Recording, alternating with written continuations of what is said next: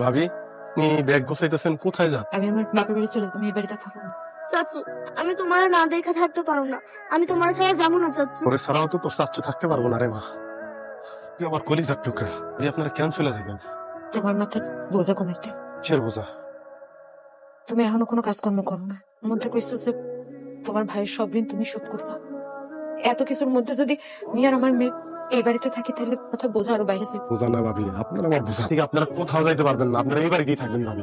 রাশেদ, আমার জামাই মরে গেছে, কোথায় আমি কি করবো? অধিকার এই বাড়িতে থাকবো বলো? আমি কোন পরিচয় নিয়ে এই বাড়িতে থাকবো? আপনি আমার ভাইয়ের বোন, সেই পরিচয়ে আপনি এই বাড়িতে থাকবেন। তারপরে যদি আপনি মনে করেন যে আমার ভাই মরে যাওয়া আপনার পরিচয় মুছে গেছে, তাহলে দরকার পড়লে আমি আপনার নতুন পরিচয় দেবো। নতুন করে পরিচয় দিব মানে? পরিচয় দেবো মানে প্রয়োজন আমি আপনার বিয়া করুন ভাবি। রাশেদ, এইটা তুই কি করছ? আমি ঠিকই কইছি, প্রয়োজন আমি ভাবিরে বিয়া করবো। ভাবি আমার স্ত্রীর পরিচয় এই বাড়িতে থাকবো, আমার কলিজার টুকরা মুক্তা আমার মায়ের পরিচয় এই বাড়িতে থাকবে। বড্ড ভয় লাগে রাশেদ, কোন কথা বলো না। ওর স্বামীর অনেক ভালোবাসি, জায়গা আমি কাউরে দিতে পারবো না। আমি স্বামী স্ত্রীকে নিয়ে আমি সারা জীবন কাটাই দিতে চাই। আমি জীবনে অন্য কাউরে বিয়ে করতে পারবো না, তার দিতে পারবো না। যা বলার আমার বলেন। আমি হইতেছে তোর ভাবি আমাকে জন্য মাঝে মাঝে একটু সময় দিব, মিষ্টি মিষ্টি কথা কইব, আমাকে খুশি কইরা দিব। ব্যবস্থা যদি তুই করতে পারো, টাকা আর দিতে হইব না, সমস্ত ব্যবস্থা আমরা করব। এটা কিন্তু একেবারে খারাপ দেন নাই। আপনারা দুইজন ভাইয়ের কাছ থেকে 1,00,000 টাকা পাইতেন, আমি আপনি করে 2,00,000 4 লাখ টাকা দিব। আপনাকে দুইজনেরই তো দুইটা আবি একটা জোয়ান মাইয়া আছে না, মাইয়া দুইটা না আমার হাতে তুলে দিবেন, আমি একটু ফুর্তি পারলাম আর কি। আমার ভাই মরে গেছে, সেই দিনই আমি অর্ধেক মরে গেছি, বাইসা আছি। মা বাঁচতি আর ওই বাবির দিকে তাকায়া যদি সেই দিকে চোখ দেস, কিন্তু আমার বাঁচার ইচ্ছাটা মইরা যাইব। আর যদি বাইচা থাকা স্বাদ মইরা যায়। কি ব্যাপার মা, তোমরা বাইরে বসে রয়েছো কেন? এত দেরি করছিস? আমার জন্য চকলেট নিয়ে আসছো? হ্যাঁ ভাবি, তোমার সাথে আর মায়ের সাথে আমার কিছু জরুরি কথা আছে। কি কথা কো? আমি বিয়ে করব। বিয়ে করবি মানে? মাথা মুথা ঠিক আছে? এদিন এখনো শোধ করতে পারছ না। কত কষ্টে সংসারটা চলতেছে, কোনদিন বেকার। তা তুই বিয়ে করবি? তুমি এগুলো কি কইতেছো? তোমার এতগুলো টাকা দিতে চাইবো কেন? দেখো তো, তুমি যে মায়েরা বিয়ে করতেছো, সে মায়ের কোনো সমস্যা নেই তো? না ভাবি, তো মাইয়ার আগে 3টা বিয়ে হয়েছিল, জামাই মরে গেছে। 3টা জামাই মারা গেছে, তো পাশে গ্রামের 3 তালুকদারের মেয়ে আসার এটা বিয়ে করার কথা ভাবতেছো? ভাবি, আমি আশারই বিয়ার কথা কইতেছি। মানুষ আমার মরা বাইরে নানান ধরনের কথা কইতেছে, পাওনাদাররা কোন নজর আমার ভাবির দিকে তাকাইতেছে, নানান ধরনের ইঙ্গিত করতেছে। মা এই বাইচা থাকলে কি এটা সহ্য করতো না? কেমনে সহ্য করি? তোমার মুখে 2 বেলা ঠিক মতো ভাত তুইলা দিতে পারতাছি না আমি। আমার বাপ মরা বাস্তির চাহিদাগুলো আমি পূরণ করতে পারতাছি না। বাইচা থাকুন কয় না, মা এটারে বাইচা থাকুন কয় না। তুমি মনে হয় ভুলে গেছো, আমি আমার ভাইয়ের লাশের সামনে কথা দিছি যে 1 মাসের মধ্যে পাওনাদার সব টাকা আমি পরিশোধ করে দিই। আমি তো পারতাছি না, আমি পারতাছি না মা। ওই মায়ের বিয়া করতে যায় আমার মৃত্যু হয়, আমি সেই মৃত্যু হাসি মুখে বরণ করে নিব, কারণ ওই মাইয়ার বাপের টাকা দিয়ে আমার ঋণ পরিশোধ হইব। সে শোধ করতে পারলে আমার ভাবির দিকে আর কেউ কোন নজরে তাকাইতে পারবো না, ভাই কবরে শুয়ে আর কষ্ট পাইবো না মা। আমি কালকেই ওই বাড়িতে যাবো, সব কথাবার্তা ঠিক করবো, এরপরে আমার কপালে শ্বাস ঢালবে। যদি কোনো কিছু করে আর তোমার ভাবির উদ্দেশ্য বড় বোনের মতো না দেখে, তোমার ভাস্তির দুই মেয়ের মতো না দেখে, শুধু তুমি এবার বলবা, এমনি আমি কাইটা নদীতে ভাসাই দেবো। ধন্যবাদ চাচা। আমার শেষ আরেকটা কথা আছে, আপনি আমার যে টাকাটা দিতেছেন, এইটা আপনি যৌতুক হিসেবে বিবেচনা করতে পারবেন না, আমি আপনার কাছ থেকে ধার হিসেবে নিতেছি। আল্লাহ যদি কোনোদিন আমার দিন ফিরায়, এই টাকাটা আমি আপনার ফেরত দেবো, দিন কিন্তু আপনি না করতে পারবেন না। একটা ভালো মানুষ, তার প্রমাণ তুমি আবার দিবে। তোমার টাকা অন্য কোনো ছেলে হলো এই টাকার লোভ কিছুতেই সামলাইতে পারতো না। ঠিক আছে, তুমি টাকা ফেরত দিতে চাইতো, দিবে। আর যদি না দাও, তা তো আমার কোনো সমস্যা নাই বাবা।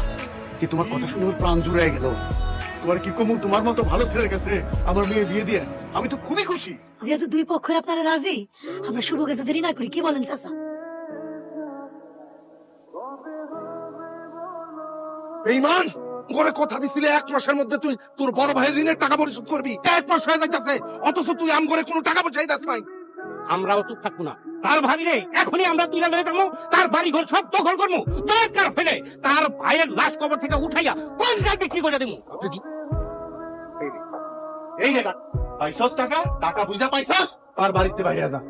কোনদিন আমার বাড়ি, আমার ভাবি যদি কারো দিকে চোখ দেখ, চোখ উড়ে ফেলাম। আমরা আর কেউ কোনো বাজে কথা বলবো না, যে কেউ চোখ তুলা তাকাই বলে আমি সবার ঋণ পরিশোধ করে দিছি। ভাবি আমি আমার ভাইয়ের লাশের সামনে কথা দিছিলাম যে ভাইয়ের ঋণ পরিশোধ করবো, এবং সেটা আমি শোধ করছি। এটা সম্ভব হয়েছে ওই আশার কারণে।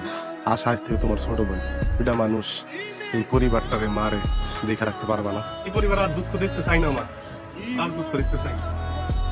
কিরে মুক্তা, তুই এই জায়গায় কি করতেছ? আবার ঘুমাইতে আসছি। ঘুমাইতে আইছিস মানে তুই এই জায়গায় ঘুমাবি কেন? যা তোর মার কাছে যা, মার কাছে যা ঘুমা যা। সুন্দর করে আদর করে গল্প শুনে ঘুম পাড়ায় দেয়, তাই আমি চাচুর সাথে ঘুমাবো। আরে এই তোর বলতেছিস তুই মার সাথে ঘুমাবি যা। আপনার মাইয়া কই থাকে এত রাত করে? সেই খেয়াল কি আপনার আছে? দেখেন সে এখানে এসে বলতেছে ও নাকি আমাদের সাথে ঘুমাবে, আর এখান থেকে নিয়ে যান। ও সবসময় চাচার লোকে ঘুমায় তো, তাই আজকেও বুঝতে পারে নাই, ভুল করে এসে ঘুমাই গেছে।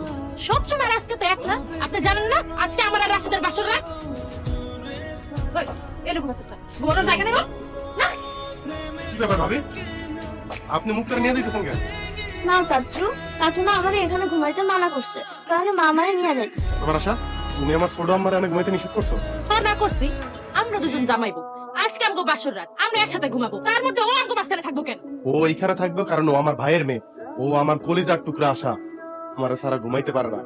তাছাড়াও ছোট মানুষ, ঘুমাইলে আমি ওর মার কাছে নিয়ে দিয়ে আসতাম। আশা, আমি তোমার বিয়ার আগে পরিষ্কার করে কইছি ভাবি, আর আমার ভাস্তির বিষয়ে তুমি কোনো ওজোর আপত্তি করতে পারবে না। এখন আপত্তি করতেছো কেন আশা? তা বাচ্চা কখন সে ঘুমাইবো আর কখন তারে তুমি তার মায়ের কাছে দিয়ে আসবা? ঘুমাতে বসে তো আমি এত নাটক দেখতে পারবো না। খো আজকে আমগো বাসর রাত, আমি চাই না এই রাতে কোনো ঝামেলা হোক। বেলা আসতে পারবে কিন্তু রাতের বেলা আসতে পারবে না। না, ও আমার কাছে কখন আসবো না আসবো সেটা তো তোমার ইচ্ছার উপর নির্ভর করবো না আশা। তখন মন চাইবো তখন আমার কাছে আসবো। তাতে যদি তোমার সমস্যা হয় তুমি অন্য রুমে যাই ঘুমাও। ঘুমানোর পর আমি ওর মার কাছে দিয়ে আসবো, তারপর তোমার ডাকে নিয়ে আসবো। কি কইলা তুমি? আমি তোমার বিয়া করা নতুন বউ, আজকে আমগো বাসর রাত, আর বাসর রাতে তুমি কইতাছো তুমি তোমার ভাতিজের লগে ঘুমানো জায়গায় ঘুমাইতে কইতাছো? ঘুমাও তোমার ভাতিজের লগে, আমি যাই অন্য জায়গায়। আশা তোমার কথা না, তুমি এখানেই থাকো। আশা, আজকে প্রথম দিন তাই আমি তোমার কিছু কইলাম না, কানটা খুইলা শুনে রাখো। আর যদি তুমি আমার ভাবি আর ভাস্তির মনে কষ্ট দাও, সেই দিনটা তোমার জন্য সুখকর হইব না। কি ব্যাপার, তোমরা রান্না বান্না করতেছো, আশারা ডাকো নাই? আসলে ডাক দিতে যাবো কেন? ওর এখানে কি কাম? সাহায্য করবো, রান্না বান্না হাত লাগাইবো। করবো কাজ, অহনি ঘুমতে উঠছে। তোমার মুখের উপরেই কথা কইলো। আরে রাশেদ ভাত তো, ও ছোট মানুষ, ওর এসব রান্না বান্নায় আসতে হবে না। আমি আর আম্মা আছি, আমরা দুইজনে মিলে রান্না করে ফেলাম। না ভাবি, আর মা রান্না বান্না করবো আর ও সাজগোজ করতে পারে না। আশা, তুমি সকাল সকাল সাজগোজ করতেছো। আমি সকালবেলা সাজগোজ করতেছি, আমার সমস্যা কি? সাজগোজ তো তুমি অবশ্যই করবা। তুমি দেখতেছো না মা ভাবি রান্না করতেছে, সাজগোজ করতেছো, দেখতে কেমন লাগে না? যাও, মা ভাবির সাথে যায় রান্নাটা শিখো। এরপর দুপুরে গোসলদারি কইরা বিকাল বেলা সুন্দর করে সাজবা, তোমার নিয়ে ঘুরতে যাও। অসম্ভব, ফালতু কাজ করবার আমি শিখতে পারবো না। রান্না বান্নারে তুমি ফালতু কাজ বলতেছো? অবশ্যই এটা ফালতু কাজ। আর এমনি আছে, আব্বা শিখাই দিছিল দেখেই তো বিয়ার আগে তোমার সব কথাই হওয়া করছে। এখন বিয়া হয়ে গেছে, তোমার ফালতু কথা একটা আমি শুনতে পারবো না। আশা, এইটা তোমার বাপের বাড়ি না, এটা তোমার শ্বশুর বাড়ি। এইখানে ওই সমস্ত ফুটানি চলবো না। থাকতে হলে রান্না বাড়া, হাড়ি পাতিল ধোয়া, ঘর গুছানো সবকিছু মার ভাবির লোকে তোমার সমান তালে করতে হবে। এটা তোমার দরদ উৎসাহ করতেছে। যার বাপ নাই, যার বাপ মারা গেছে, সেই তো কাজ করবে, এটাই তো স্বাভাবিক। আজকে তো ভাগ্য ভালো, সাসার গাড়ি বয়ে খাইতে পারতেছে, এটা কাম করতেছে। আমার আব্বা যদি তোমার টাকা না দিত, তোমার ভাবি আর তোমার ভাস্তি মানুষের বাড়িতে যা কাম করতো। খবরদার, খবরদার, আমার ভাবির আর ভাস্তির হলে আর একটা উল্টা পাল্টা কথা কবি না। এই তো কইটা কাঁপলো না? ওই দুধের মতো মাসুম বাচ্চাটা নিয়ে তোমার কথাটা কইতে যে মানুষের বাড়িতে কাম করবো, এই বাড়িতে বাইর করে দিতে আমি দ্বিতীয়বার চিন্তা করবো না। অনেক কাম করছেন, তরকারি কোটা করবেন, এটা লেগে আমার জামাই কাছে বিচার দেওয়া লেগে একা করতে পারেন না আপনারা। আমার মাইয়ারা মাছের মাথা খাওয়াইতে চাইনি। আসলে আমার মাইয়াটা অনেকদিন ভালো মন্দ খায় না, তাই শখ করলো যে মাছের মাথা দিয়ে ভাত খাইবো। আপনার মাইয়া শখ করছে দেখে কি আপনি তার মাছের মাথা খান? মাছের মাথাটা কি তার বাপে কিনে আনছে? মাথা কিনছে আমার স্বামী, এই মাথা খাইলে একমাত্র আমি খামো, আর কেউ না। দেখো মা, কাকিমা আমার প্লেট থেকে মাছের মাথাটা নিয়ে গেছে। আশা, একটা বাচ্চা মানুষ শখ করে মাছের মাথা খাইতে, তুমি সেটা কোন করে নিয়ে গেলা? তার বাপ মারা গেছে, এত লাই দাও তো তারে ঠিক হয়েছে। তার মাছের মাথা খাইতে মন চাইছে, কালকে তার নতুন পোশাক পরতে মন চাইবো, আর পরশু দেবো কি আমার স্কুলে ভর্তি করে। আরে তোদের কে পূরণ করবো? তার কি বাপ বাচ্চা আছে? আর জন্ম দিলে কি শুধু বাপ হয়? বাপ তো সেই মানুষটা যে একটা ছোট্ট মানুষকে খাওয়ায়া পড়ায়া ভরণ পোষণ দিয়া শিক্ষার আলোকে আলোকিত করে একটা মানুষ হিসাবে তৈরি করে। আর মুক্তার বাপ তোমার সামনে খাড়া রয়েছে আশা। যদি তুমি একবার ওর বাপ মরে গেছে বলে ওরা খোড়া দেওয়ার চেষ্টা করো, তোমার সেই দিন এমন অবস্থা করবো তুমি তোমার বাপের নাম মনে করতে তোমার কষ্ট হইবে আশা। আমি কাগজে কলমে সব সম্পর্ক চুকায় ফেলাম।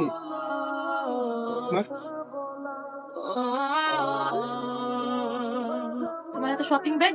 পরে তো তেমন কিছু কিনা দিতে পারি নাই। দেখো তো মুক্তা, রাশাদ ডাকতেছো কেন? কাছি ভাবি, ভাই যে নাই এটা আমি মনে করতে চাই না। এবার ভাবি, মুক্তা আর আশা নতুন কাপড় চোপড় পাইলো, তুমি আর আমি পক্কা খারাপ করো না। এর পরের বার তুমি আর আমি নতুন কাপড় চোপড় পাবো, এরা কেউ পাইবো না। কিন্তু আমার মন খারাপ করা চলবো না। আগে করে দিলাম। রাশেদ, হ্যাঁ? একটা কাম কর, এ নাও শাড়িটা, এটা তোমার আমারে দিয়ে দাও, আমি করুন না। তোমার লাগে শাড়িটা আনছে সকলে, আমার দিব কেন? তাহলে আপনার লেগে শাড়ি আনতে পারে নাই এই খুঁতখুঁতানি তোর মনের ভিতর থাইকাই যাইবো। আর ভাবির জন্য তার কত মায়ের চিন্তা করতে পারতেছে, ভাবির জন্য আনছে, ভাস্তির জন্য আনছে, মায়ের জন্য আনতে পারে নাই। তাই শুনো, আমার এসব কিচ্ছু দরকার নাই, কিছু তোমার ভাবিরে আর ভাতিজিরে দিয়া দাও। আমি সবই বুঝতে পারছি, তুমি বউয়ের চেয়ে তোমার ভাবিরে ভালোবাসো। আমার জন্য শাড়ি আনছো, তুমি আমার তোমার ভাবির জন্য আনতে গেছো কেন? এত ভালোবাসা। আমি আমার ভাবিরে ভালোবাসি, ঠিক যেমন একটা ছোট ভাই তার বড় বোনকে ভালোবাসে, আমি ঠিক তেমনি আমার ভাবিরে ভালোবাসি। আমার ভাই মরে গেছে, ওপরে যাওয়ার মতো আর কে আছে এই দুনিয়া? এখন আমি আমার ভাবির একটা শাড়ি উপহার দিতে পারি না? না পারো না, তুমি আমার স্বামী, তুমি শুধু আমারই দিবা। এটা পরেন মামনি, ভালো তুমি এই জামাটা পরো। হ্যাঁ, জামাইয়ের টাকায় এই শাড়ি আর জামা কিনা হচ্ছে, এগুলো আমাকে লাগবে না। এই শাড়িটা তোমার মানাইবো ভালো। তুমি না ভাবি, এমন কথা আপনি কইেন না। আপনি যদি এই শাড়িটা না রাখেন, উক্ত যদি জামাটা না রাখে, রাশেদ কইছে কালকে আব্বারে ডাইকে আইনা আমারে তালাক দিয়ে আব্বার লগে বাড়ি পাঠাই দিব। ভাবি, আমার সংসারটা আপনারা ভেঙে যেতে দিয়ে আপনার সংসারটা বাঁচা। একটা মেয়ে হয়ে তো আমি আরেকটা মেয়ের সংসার ভাঙতে পারি না। শাড়িটা তুমি রেখা তো। ঠিক আছে, তাহলে পইরেন, অনেক রাত হইছে, আমি যাই ঘুমাই গে। মা দেখো জামাটা কি সুন্দর। ও মা দেখো না জামাটা কি সুন্দর। আশা, অনেক ধন্যবাদ। তুমি ভাবিরে আর মুক্তারে জামা কাপড়গুলি ফেরত দিয়ে আসছো, কি ভালো লাগতেছে। ভালো তো লাগবেই, তোমার ভাবির পা ধরে আমি মাফ চাইছি, তার কাছে ছোট হইছে, তোমার ভালো লাগবো না? আচ্ছা ধরো, ভাবির মতো যদি তোমার একদম বড় বোন থাকতো, স্বামী যদি এই বয়সে মরে যেত, তাহলে তুমি কি করতা? চেষ্টা করতাম যে তোমার বড় বোন যাতে একটু ভালো থাকে, একটু সুখে থাকে, একটু হাসি খুশি মুখে থাকে। সেই সত্যি আমি শুন সকাল বেটা ঘুরতে দিই।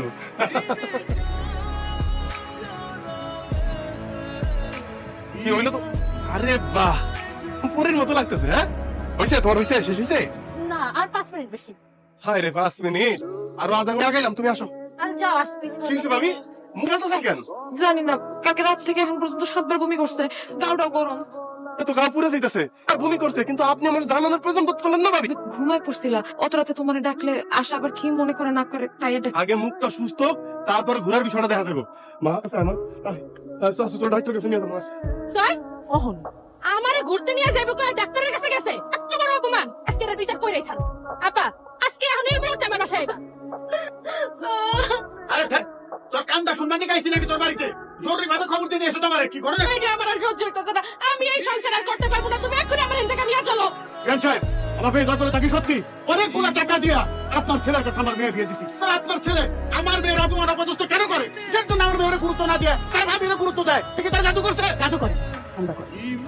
আমার বড় পোলাটা মরে গেছে বেশি দিন হয় না। সংসারে দায় দায়িত্ব রাশেদের উপরে। রাশেদ তার ভাবিরে ভাইজিরে মাইয়ের সহ্য হয় না, মাইয়ের পেট ভরা হিংসা।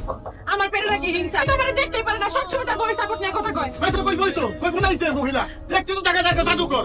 তোর স্বামীরে আর তোর শাশুড়িরে জাদু করে রাখছে, তাতে তার সাপোর্টে কথা এই মহিলা। এই স্বামী মারা গেছে না, না না তোমার, তুমি তো ওর লগে রং ঢং করা। আর জামাই সহ্য কি সম্পর্ক সত্য করে কাগজ দিতে। আমি আমার মেয়ে নিয়ে এই মুহূর্তে বাড়ি ছেড়ে চলে যাবো। আর আমার মেয়ে যদি এই বাড়িতে না থাকে বা না থাকতে পারে, ওই যে কাবিনের 10 লাখ টাকা, তারপর বিয়ের আগে তো 10 লাখ টাকা দিচ্ছি, মোট 20 লাখ টাকা নিয়ে তারপরে বাড়ি থেকে যাবো। টাকা ঠিক করে আগে। এমন কথা বলি না। আশা কেন এই বাড়ি থেকে যাবে? আশার স্বামী আছে, এটা তো আশার সংসার। আমার তো কেউ নেই, আমি কেন আমার মাইয়া নিয়ে এই বাড়িতে ঘুরে থাকবো?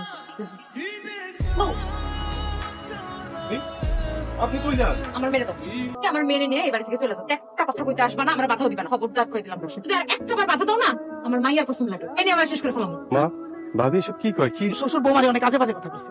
কইছে কি যে বড় বৌমা যদি এই বাড়ি থাকে তাহলে উনি উনার মাইয়া নিয়ে যাইবো গা।